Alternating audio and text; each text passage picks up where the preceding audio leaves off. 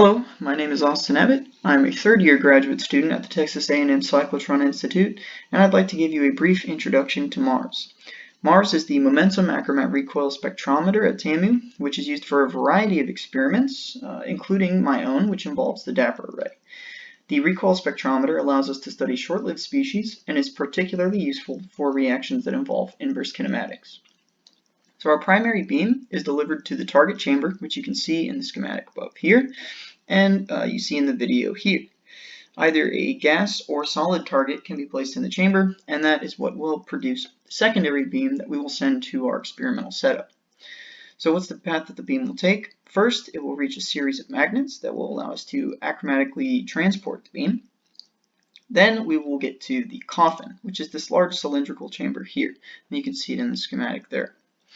This chamber will allow us to remove any particles that do not remain parallel with the beam, as they'll hit the sides of the chamber walls.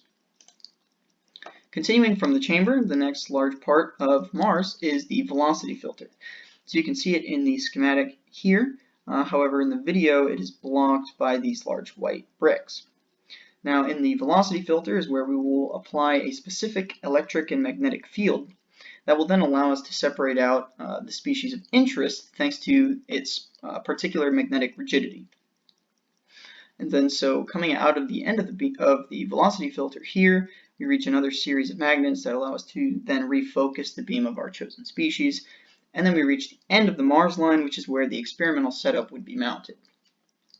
So if we take a look back down into the cave, you see it's quite long. The full length comes out to about 19 meters.